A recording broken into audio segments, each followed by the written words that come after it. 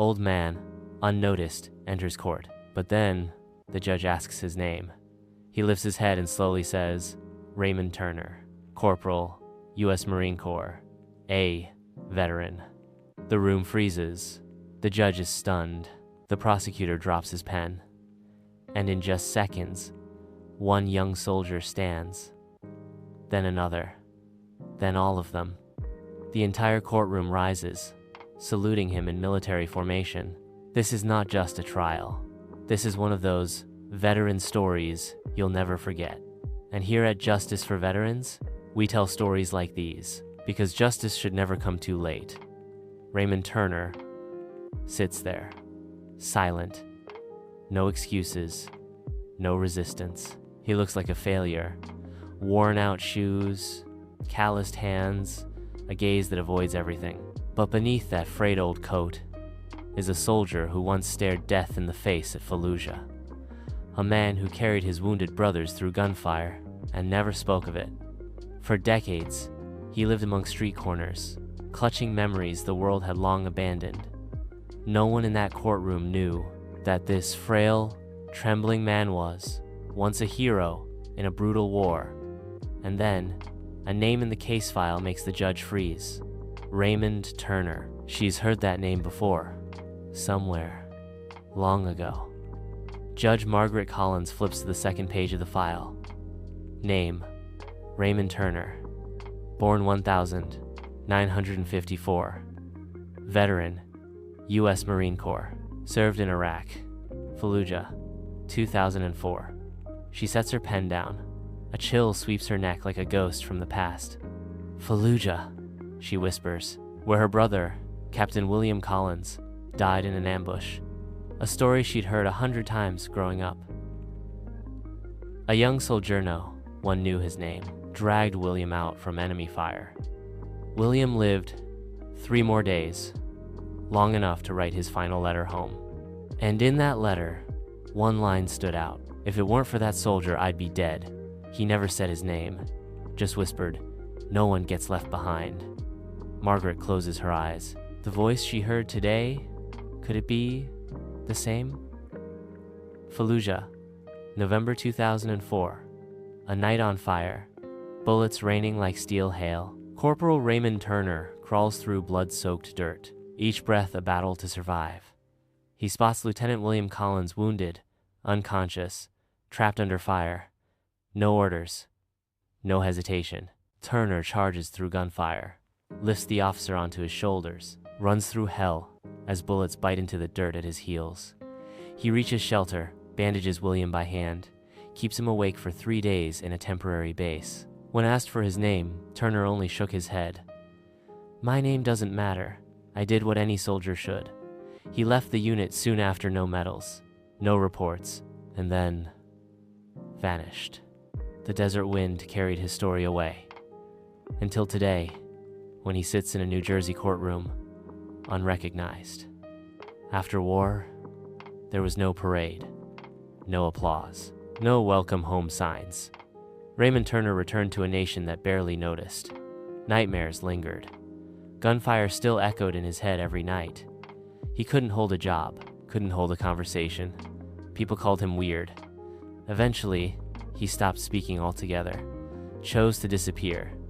Ray slept on benches, ate from trash bins, became a ghost on the streets. The scars on his arms people thought were from drugs were actually shrapnel wounds from saving a brother. Years passed. He grew old, cold, and lost. But he never let go of one thing: his dignity. Ray never begged, never told anyone he'd served. Each night, he whispered to himself, as long as I breathe, no one gets left behind. A cold January night, Raymond Turner, shivering in a thin coat, huddled behind a small cafe. He didn't steal, didn't beg. He just needed shelter from the wind slicing through his lungs. But the security guard called the cops.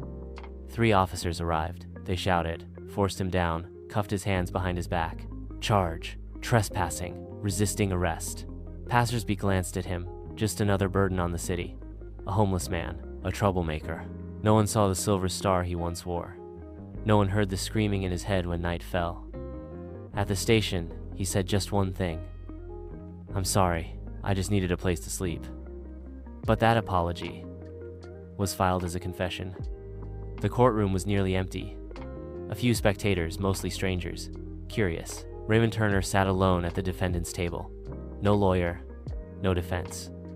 On paper, he was just a transient defendant, unknown prior offenses, uncooperative. No one checked his past. No military record was pulled. He didn't argue, didn't explain. Even as the prosecutor called him a disruptive vagrant and possible public threat, he simply bowed his head. The court was minutes from sentencing. With each second, the hero of Fallujah faded, replaced by a criminal file. And then, the courtroom doors burst open. A man in a dark suit stepped inside. He spoke firmly, clearly. "Permission to address the court. My name is Samuel Brooks. I will represent Mr. Turner, and I know exactly who he is." Gasps filled the courtroom. Samuel Brooks, a name everyone in law recognized. Former prosecutor. Private counsel now. He rarely took small cases, but today, he stood for a homeless man. Judge Collins blinked in disbelief. "Sam, what are you doing here?" He approached, rested a hand on Ray Turner's shoulder, looked straight at the judge. "Margaret, this is the man your brother wrote about." A silent wave swept the courtroom. Sam opened his briefcase, pulled out a copy of Captain William Collins's final letter. That soldier never gave his name, but those eyes, I'll never forget them. Sam turned to Ray. "I spent nearly 20 years searching for the man in that story. And today, I found him." The room fell completely silent. Judge Collins clenched her hand, whispering, "It can't be." Attorney Samuel Brooks stood tall. "Mr. Turner, please, tell us." "Fallujah, 2004. Were you there?" Ray lifted his eyes. The room held its breath. He nodded slowly. "Yes, Charlie Company. November 12th. We were ambushed." Sam stepped closer. "And what did you do?" Ray closed his eyes, as if he was there again. Smoke was thick. Bullets everywhere. Lieutenant was hit. I carried him, 70 meters under fire. His voice cracked. I didn't know his name, just remembered the tag Collins. I held his hand till sunrise. Sam turned to the judge. "Your Honor, this is no vagrant. This man gave your family the gift of final words." The courtroom stood still, and then a hoarse voice rose from the back row. "I was there. He saved me too." Everyone turned. An older man stood tall, weathered, wearing a faded army jacket. He removed his cap. His hand trembled, eyes red with emotion. "My name is Thomas Reed, Sergeant, Squad 4, Charlie Company." He walked slowly, forward mud, still crusted on his old boots. "I thought I died in Fallujah, until this man, Raymond Turner, pulled me out of the rubble." Silence. Thomas stopped beside Ray, placed a hand gently on his shoulder. "I searched for you for years. They said you were gone, but no, you were just forgotten." He turned to the bench, eyes locked on the judge. "If it weren't for this man, I wouldn't be here to hold my granddaughter today." Ray lowered his head. His hand clenched not from shame but from memory. For the first time, he wasn't seen as homeless. He was remembered. Judge Margaret Collins sat frozen. Her hand gripped the wooden gavel, but her eyes had drifted into memory. From a drawer beneath the bench, she pulled out an old photo. A young officer smiled brightly. William Collins, scrawled on the back, "To my sister, if you ever meet someone named Turner, hug him for me." Her voice trembled. "You said you saved someone named Collins on the night of November 12th? Ray lifted his eyes. "Yes, chest wound left side. I pulled him to cover, kept him awake for 3 days." Margaret's voice cracked. "That was my brother." It was as if all the air vanished from the room. No one moved. No one spoke. The judge stood, eyes brimming with tears. "You didn't just save my brother. You gave my family 3 final days we never deserved." She gently placed the photo before Ray and whispered, "I owe you more than any sentence can repay." Just then, the courtroom doors opened again. 3 uniformed officers stepped in, led by Colonel James Whitaker, U.S. Marine Corps representative.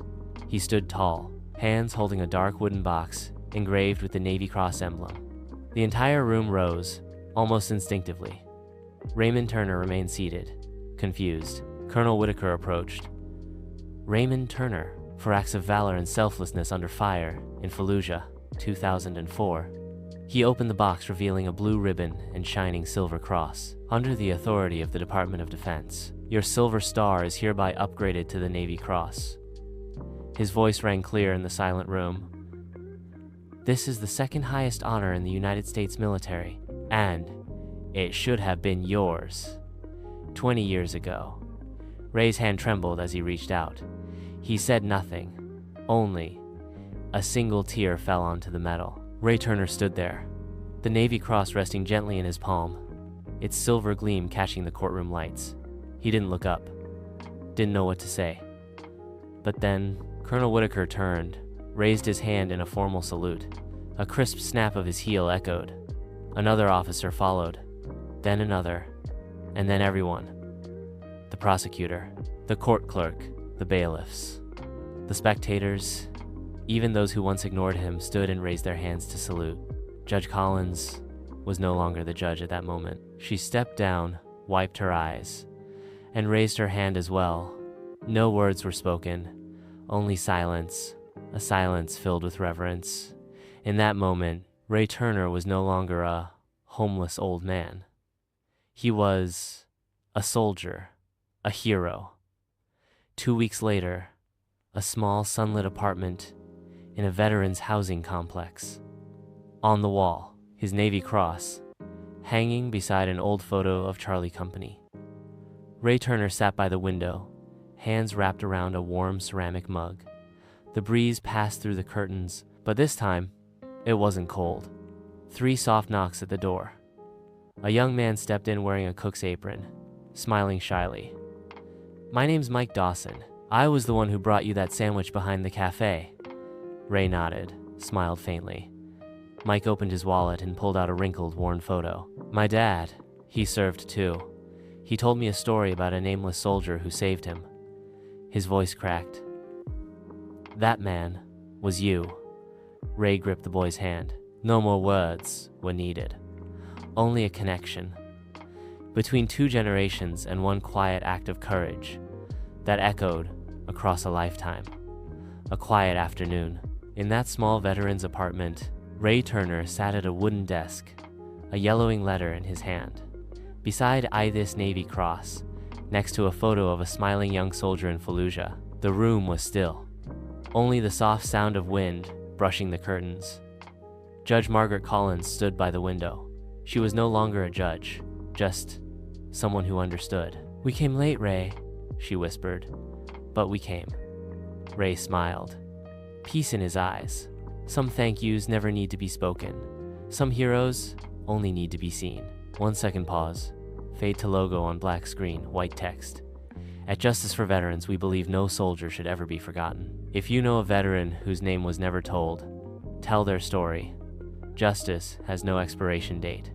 Gratitude has no deadline. Share this story so that someone like Ray Turner doesn't have to wait 20 more years. And if this moved you, comment. I will not let anyone be forgotten.